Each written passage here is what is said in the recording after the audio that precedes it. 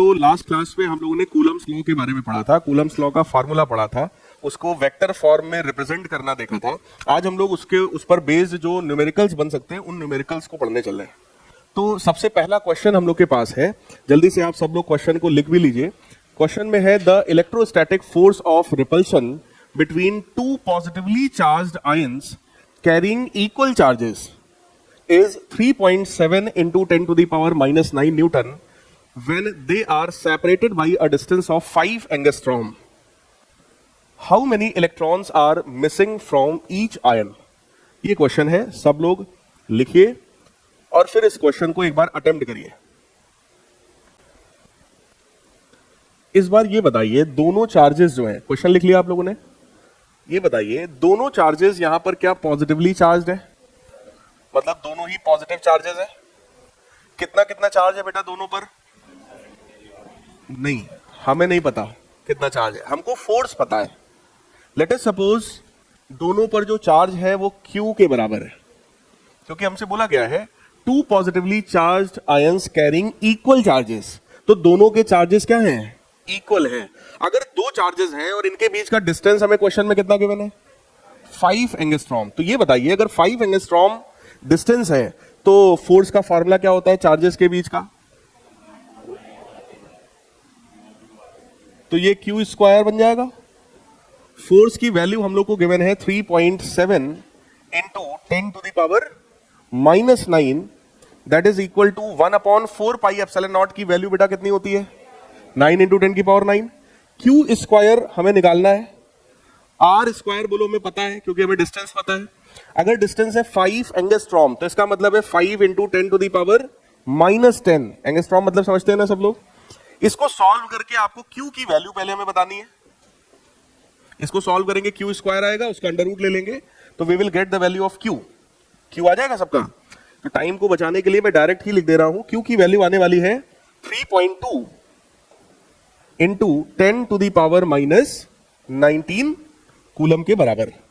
अब हमसे क्वेश्चन में ये बोला गया how many electrons are missing from each ion, हर एक आयन से कितने इलेक्ट्रॉन्स मिसिंग हैं। तो बेटा अगर चार्ज की वैल्यू इतने कूलम है और हमसे यहां पर ये पूछा जा रहा है कि भाई कितने इलेक्ट्रॉन्स मिसिंग हैं, तो क्या किया जाए? क्वांटाइजेशन ऑफ चार्ज, इन लोग को हमने उस पर प्रैक्टिस भी करवा रखी है। तो Q is equal to NE, ये एक फार्मूला होता है जिसको हम क्वांटाइजेशन ऑफ चार्ज कहते हैं। इसको खूब डिटेल में पढ़ाया था और एक लेक्चर इसके ऊपर यूट्यूब चैनल पर भी हमने डाल दिया है, उसमें क्वांटाइजेशन ऑफ चार्ज पर ही बेस्ड न्यूमेरिकल्स मैंने करवाए हैं। ठीक है, तो यहां पर उसी का एक छोटा सा एप्लीकेशन है कि अगर चार्ज की वैल्यू हमें पता है 3.2 into 10 to the power minus 19, number of electrons हमको निकालना है। एक इलेक्ट्रॉन का चार्ज कितना होता है? 1.6 इंटू 10 की पावर माइनस 19। तो इसको सॉल्व करने पर बेटा n कितना आएगा? 2। इसका मतलब कितने इलेक्ट्रॉन्स मिसिंग हैं? 2 इलेक्ट्रॉन्स मिसिंग हैं। इस छोटे से क्वेश्चन में कोई डाउट हो तो बताइए, जल्दी से लिख लीजिए सब लोग। इस क्वेश्चन में ये कहा गया है a free pith ball A of 8 gram carries a positive charge of 5 into 10 to the power minus 8 coulomb. What must be the nature and magnitude of charge that should be given to a second pith ball B fixed 5 centimeter below the former ball so that upper ball is stationary? ये question है। तो सबसे पहला काम तो ये है कि क्वेश्चन के अकॉर्डिंग हम लोग इसका एक डायग्राम बनाएं। क्वेश्चन में साफ साफ बोला गया है कि एक बॉल है A, इस बॉल का वेट कितना है? 8 gram, carries a positive charge, इस पर पॉजिटिव चार्ज है 5 into 10 to the power minus 8 coulomb के बराबर। What must be the nature and magnitude of the charge given to second pith ball B?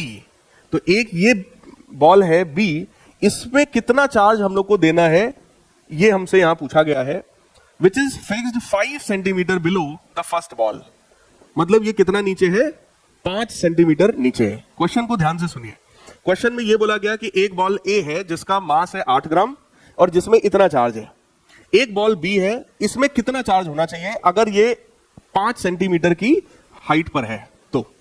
और ये बोला गया कि A वाला बॉल स्टेशनरी है। देखो पढ़िए, so that upper ball is stationary. ये किसी एग्जाम में आया हुआ क्वेश्चन है। अपर बॉल अगर स्टेशनरी है तो इसका क्या मतलब है बेटा? अगर ये वाला बॉल स्टेशनरी है कभी भी स्टेशनरी वर्ड यूज किया जाए तो इसका मतलब होता है कि नेट फोर्स यहां पर 0 के बराबर है। और अगर नेट फोर्स इस पर 0 है तो आपको यह सोचना चाहिए कौन कौन से फोर्सेस हैं।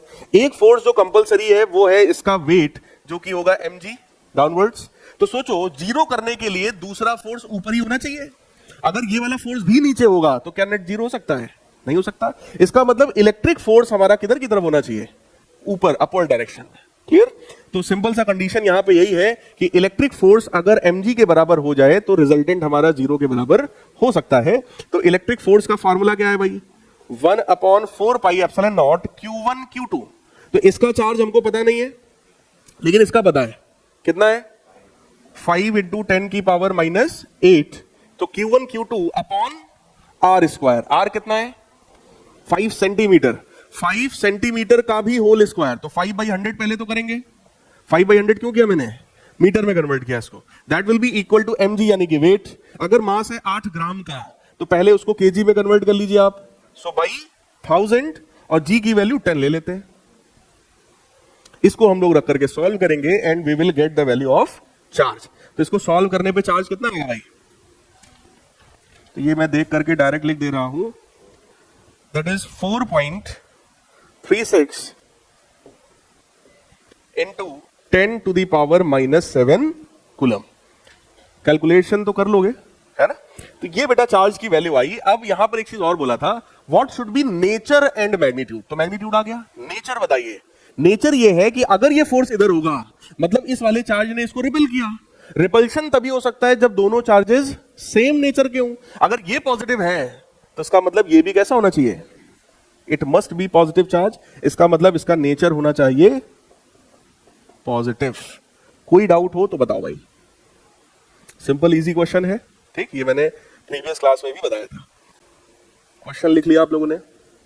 अब देखिए, क्वेश्चन है a particle of mass m and carrying a charge -q is moving around a charge q along circular path of radius r। मतलब एक चार्ज है सेंटर पर विच इज q2। इस वाले चार्ज के अराउंड स्मॉल r रेडियस में कोई दूसरा चार्ज है -q1। ये रिवॉल्व कर रहा है। जरा क्वेश्चन पढ़िए, क्या ऐसा ही बोला गया है?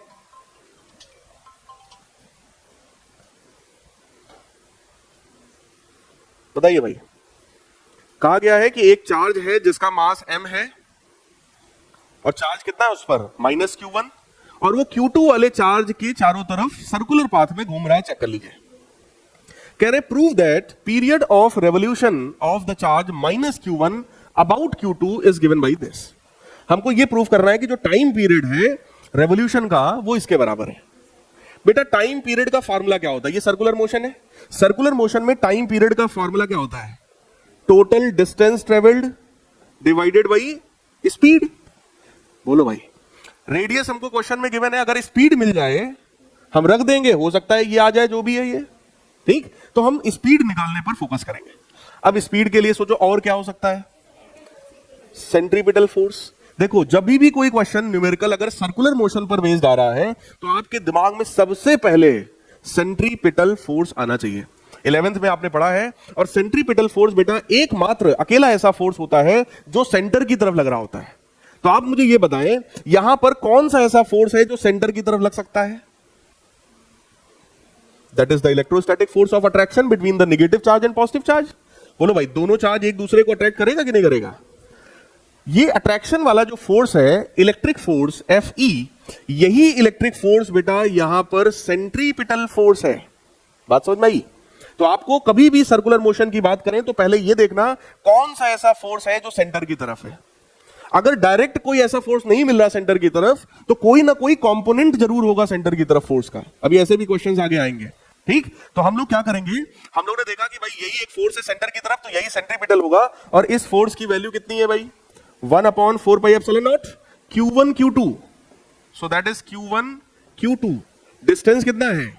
R के बराबर, तो R square is equal to centripetal force. Centripetal force का बोलो फॉर्मूला क्या होता है? mv square by R। एक R से एक R कैंसिल हो जाएगा, तो यहां से क्या हम लोग V की वैल्यू निकाल सकते हैं? V बराबर क्या आएगा? Under root Q1 Q2 upon 4 pi epsilon naught, ये m और ये r, चेक कर लो भाई, ऐसा आएगा क्या? सही है। और इस v की वैल्यू को हम यहां पे रखेंगे। जैसे ही हम लोग v की वैल्यू को उठाकर वहां पे रखेंगे, जरा चेक करिए, t is equal to 2 pi r upon v, v ये है, under root q1 q2 upon 4 pi epsilon naught m r। तो ये नीचे वाला टर्म बेटा ऊपर जाएगा, तो ये क्या बन जाएगा?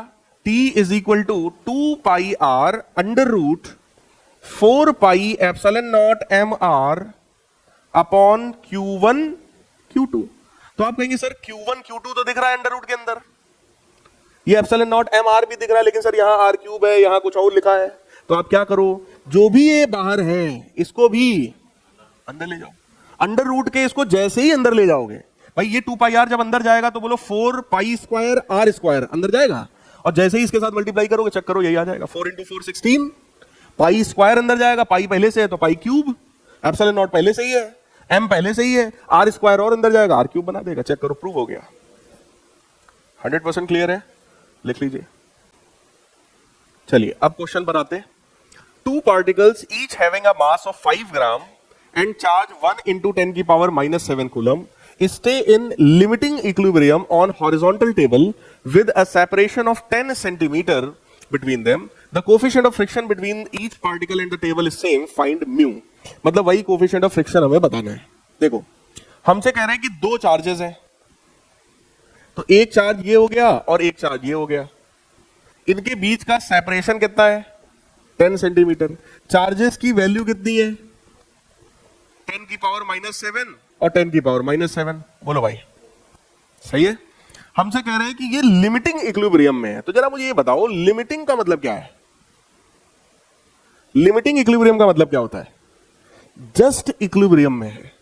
जस्ट इक्विलिब्रियम का मतलब क्या है कि ये जो यहां पर जितने भी फोर्सेस रहे होंगे वो जस्ट एक दूसरे को बैलेंस कर पाए हैं। इक्विलिब्रियम का हमेशा मतलब यही होता है कि net force on the object must be equal to 0। अगर ऑब्जेक्ट पर नेट फोर्स 0 है तो हम बोलेंगे इक्विलिब्रियम में है। क्लियर? अब आप सोचो, अगर यहां पर फ्रिक्शन भी है तो बेटा एक फोर्स तो फ्रिक्शन वाला हो गया और दूसरा फोर्स रिपल्शन का, इलेक्ट्रोस्टैटिक फोर्स, कूलम फोर्स। तो आप कहेंगे कि सर इनके बीच का एक फोर्स जो एकदम क्लियर है, that is 1/4 pi epsilon naught q1 q2 यानी कि 10 की पावर -7 का whole square divided by distance 10 centimetre. तो 100 से डिवाइड करेंगे, मीटर में कन्वर्ट होगा और उसका भी स्क्वायर कर देंगे। बोलो भाई, 1/4 pi epsilon naught q1 q2 by r square. ये जो फोर्स है that must be equal to frictional force. और फ्रिक्शनल फोर्स कितना होता है? Mu n। n क्या होता है? Normal reaction. अगर मैं 11th की ये चीज आपको याद दिलाऊं तो अगर कोई ऑब्जेक्ट किसी सरफेस पे रखा है तो भाई वेट हो गया डाउनवर्ड डायरेक्शन में और नॉर्मल रिएक्शन लग गया जस्ट अपवर्ड डायरेक्शन में। अगर इस ऑब्जेक्ट पर एक फोर्स आप लगाओ आगे की तरफ तो इसमें फ्रिक्शन किधर लगता है? पीछे की तरफ। तो और ये फ्रिक्शनल जो फोर्स होता है इसका फार्मूला है म्यू n के बराबर। और n किसके बराबर है भाई? अगर इक्विलिब्रियम में है तो that is equal to mu mg। ये फ्रिक्शन है। यहीं से बस सॉल्व करके हमको म्यू की वैल्यू बता देनी है। तो म्यू की वैल्यू आपकी आएगी, बहुत ध्यान से देखिएगा, 1/4 पाई एप्सिलॉन नॉट की जगह क्या लिख सकते हैं? 9 इंटू 10 की पावर 9 मल्टीप्लाइड बाई 10 की पावर -14। बोलो, डिवाइडेड बाई 1 0 से 1 0 कैंसिल, ये है 10 की पावर -2। सही है। और mg और नीचे आ जाएगा। m कितना है बेटा? 5 ग्राम। तो 5 नीचे और बाई 1000 करोगे केजी में कन्वर्ट करने के लिए, वो 1000 किधर जाएगा? ऊपर। और जी कितना होता है? 10 ले लो, ये है। इसको अब आप लोग सिंप्लीफाई कर लीजिए। जैसे ही आप सिंप्लीफाई करेंगे आपका आंसर आ जाएगा। क्या बेटा?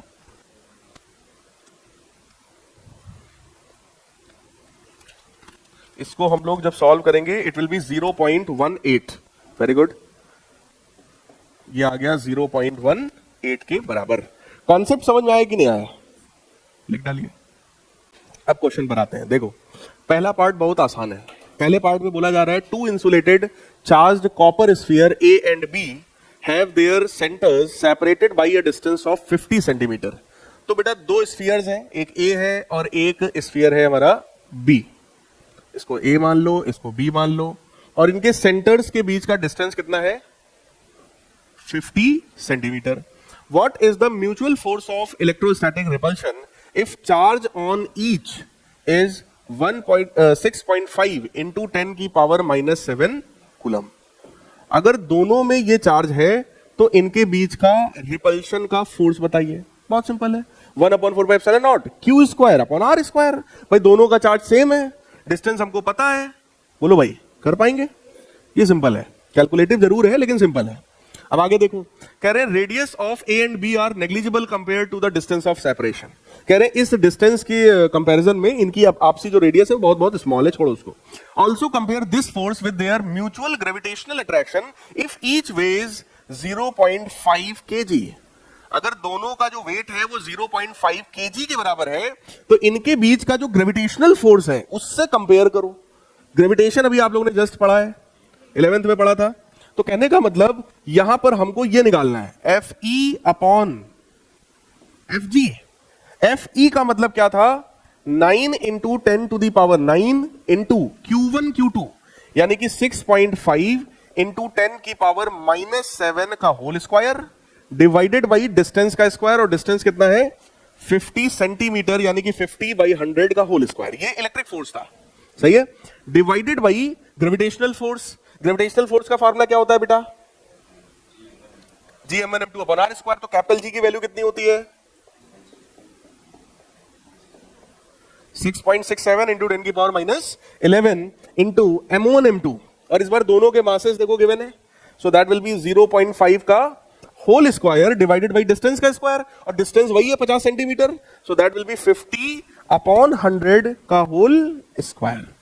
बताओ भाई, तो ये नीचे वाला ये पूरा का पूरा टर्म कैंसिल हो जाएगा, है ना. और इसको हम लोग थोड़ा सा कैलकुलेटिव जरूर है, लेकिन अगर आप इसको कैलकुलेट करेंगे तो आपको इसका रेशियो भी मिल सकता है डिवाइड करके. ठीक है, ये इलेक्ट्रिक फोर्स आपका आने वाला है.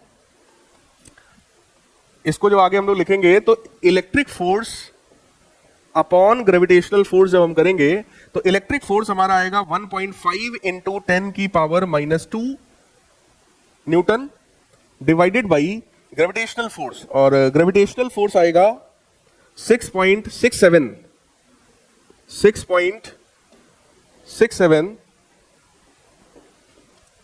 इंटू 10 टू दी पावर -11 के ही बराबर आएगा ये. और इन दोनों का रेशियो हम लोग अगर डिवाइड करना चाहें तो हम डिवाइड करके निकाल सकते हैं. ठीक है, देखो पहला पार्ट कैलकुलेटिव है लेकिन इजी है, एनसीईआरटी का क्वेश्चन है आपकी. सेकंड पार्ट जरा पढ़िए. सेकंड पार्ट में कह रहे हैं what is the force of repulsion if each sphere is charged double the amount. मतलब चार्ज को हम डबल कर दें and the two spheres are नहीं and distance between them is half. इनके बीच के डिस्टेंस को आधा कर दें और चार्जेस को डबल कर दें, तब फोर्स कितना होगा? बोलो भाई कितना होना चाहिए? अब जो फोर्स होगा भाई 1/4πε0 तो बोलो सेम रहा. चार्जेस को हमने क्या किया? Double, so that will become 2q into 2q. और डिस्टेंस को क्या किया? हाफ, यानी कि r/2 का होल स्क्वायर.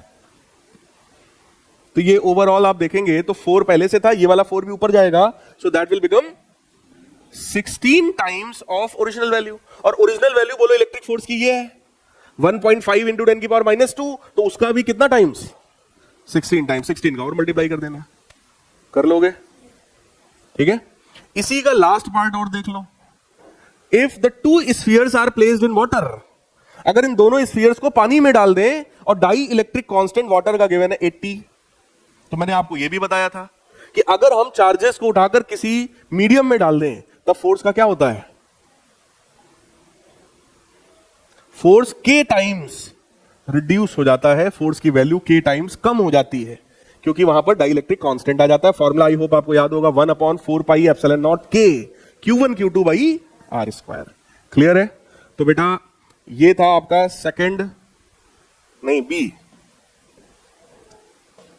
ये आपका बी वाला क्वेश्चन है. बी का फर्स्ट पार्ट ये था और बी का सेकंड पार्ट जब आप लिखेंगे तो f dash will become f/k that is 80. कोई डाउट हो तो बताइए, जल्दी से लिख डालिए. Next question, suppose spheres A and B of the previous example, जो अभी आपने किया, ठीक, हैव आइडेंटिकल चार्जेस, चार्जेस उनके सेम हैं, a third sphere of the same charge but uncharged is brought in contact with the first and then brought in contact with the second and finally removed from both. What is the new force of repulsion between A and B? ये question है. एक sphere बोलो A था Q charge का, एक sphere B था उस पर भी कुछ Q चार्ज था, उनके बीच का डिस्टेंस R था, 50 सेंटीमीटर क्वेश्चन में कुछ गिवन था. हमसे कहा गया कि एक आइडेंटिकल अनचार्ज्ड हम स्फीयर लाए हैं. अनचार्ज मतलब उस पर चार्ज नहीं है, मतलब नेट चार्ज जीरो है, तो उस पर जितना पॉजिटिव है उतना ही नेगेटिव है, इसलिए नेट चार्ज यहां पर जीरो है. तो ये एक अनचार्ज स्फीयर है, इसको हम लाए, पहले हमने ए में टच कराया एंड देन बी में टच कराया और फिर दोनों से हटा लिया. पढ़िए, a third sphere of the same size but uncharged is brought in contact with the first, then brought in contact with the second and finally removed from both. दोनों से अलग कर लिया. What is the new force of repulsion between A and B? तो बेटा अब यहां पर क्या होगा, चार्जेस का रीडिस्ट्रीब्यूशन होगा. क्या होगा? चार्जेस का रीडिस्ट्रीब्यूशन. मैंने आप लोगों को पढ़ाया था चार्जिंग के 3 मेथड्स होते हैं, charging by rubbing, charging by touching and charging by induction. तो यहां पर चार्जिंग बाय टचिंग होगा. चार्जिंग बाय टच करा रहे ना, सी को लाके पहले ए में टच कराया, फिर सी को बी में टच कराया और फिर हटा लिया. तो यहां पर क्या हो रहा है, टचिंग हो रही है ना, सो that is charging by touching. अब क्या होगा, इस पर चार्ज जीरो है, इस पर चार्ज क्यू है, तो दोनों को मिला के टोटल चार्ज कितना है, क्यू के बराबर. ठीक, जैसे ही इसको ले जाकर इस पर टच कराएंगे, इसमें चार्ज कितना आ जाएगा, क्यू बाई टू, और इसमें भी चार्ज कितना हो जाएगा, क्यू बाई टू. कुछ समझ में आया? अगर एक स्फीयर ये था अनचार्ज था, इसमें जीरो चार्ज है, इसके पास क्यू चार्ज है, हम ले गए इसको, इसमें टच करा दिया. टच कराने से चार्जेस जाएंगे ना, इधर से उधर चार्ज जाएगा कि नहीं जाएगा, तो वो चार्जेस आधे आधे डिवाइड हो जाएंगे. वो कहेगा भाई टोटल हमारे पास दोनों लोग का मिला के क्यू चार्ज है, तो ऐसा करो आधा तुम रख लो आधा हम रख ले रहे हैं, तो क्यू बाई टू इनके पास, क्यू बाई टू इनके पास. क्लियर? अब हम इस सी को किसके पास ले जाने वाले हैं, बी के पास. अभी दोनों के पास मिला के टोटल चार्ज कितना है, क्यू प्लस टोटल कितना हुआ 3q बाई टू. अब क्या होगा, इसका भी आधा आधा, तो इनके पास नेट चार्ज कितना बचा और इनके पास भी नेट कितना बचा, बोलो. लेकिन इनको हटा लिया गया, तो अब इनसे कोई मतलब नहीं है, तो हटाओ इनको यहां से. इनको हमने हटा दिया, इनसे कोई मतलब नहीं, सिर्फ ये बचा. अब सिस्टम में उसके पास चार्ज कितना है, क्यू बाई टू, और इसके पास कितना है, तो बोलो नेट फोर्स कितना हुआ. अगर पहले का फोर्स था F, that was 1/4 pi epsilon not Q square by R square, ये पहले का फोर्स था. तो अभी फोर्स कितना हो गया, 1/4 पाई एप्सिलॉन नॉट कितना हो गया, 3Q square by 8 divided by R square. तो क्या ये फोर्स 3/8 टाइम्स है पुराने फोर्स के. और पुराने फोर्स की वैल्यू मैंने लिखी थी 1.5 इंटू 10 की पावर -2. बोलो यार, सॉल्व कर लो. So that will be 3/8 into 1.5 into 10 की पावर -2 न्यूटन. अब देखिए ये क्वेश्चन क्या है. Two similarly equally charged identical metal spheres A and B repel each other with a force of 2 into 10 की पावर -5 न्यूटन. तो दो आइडेंटिकल स्फीयर्स हैं, एक A है और एक B है. ये दोनों एक दूसरे को रिपेल करते हैं. अगर आइडेंटिकल हैं तो दोनों में चार्ज सेम होगा. इनके बीच में कुछ डिस्टेंस रही होगी R के बराबर, और कह रहे हैं कि इन दोनों के बीच का जो फोर्स है दैट इज 2 इंटू 10 की पावर -5 न्यूटन. तो वो फोर्स किसके बराबर होगा, 1/4 pi epsilon not Q square by R square, and that is equal to 2 into 10 to the power -5 Newton. सही है. फिर हमसे कह रहे हैं a third identical uncharged sphere C is touched to A. एक अनचार्ज है C, जीरो चार्ज है, उसको लाए और A से टच कराया, क्या होगा बेटा, आधा आधा, Q बाई टू इसमें और Q/2। तो बोलो इस पे अभी चार्ज कितना है, और ये बोला गया C is touched to A then placed at midpoint between A and B। अब उस C को हमने कहां रख दिया, A और B के मिड पॉइंट पे। तो बोलो Q/2 चार्ज इस पे, Q/2 चार्ज इस पे, और इस पे कितना चार्ज है, Q के बराबर। अब हमसे कह रहे हैं calculate the net force on C, इस C पर नेट फोर्स बताइए। तो भाई सिंपल सी बात है, ये वाला Q/2 इस वाले Q/2 को बोलो रिपेल करेगा। लेट अस सपोज इनका ये फोर्स है ये, या इस फोर्स का नाम मैं लिख दूं FAC, that is force between A and C। और उस फोर्स की वैल्यू अगर आपसे हम पूछें तो FAC की वैल्यू बोलो जरा कितनी आएगी, 1/4πε0। चार्जेस कौन कौन है, Q/2, so that will B Q²/4, और डिस्टेंस कितना है R/2, so that will B R²/4। 4 से 4 कैंसिल, और ये फोर्स आ गया। बोलो क्लियर है।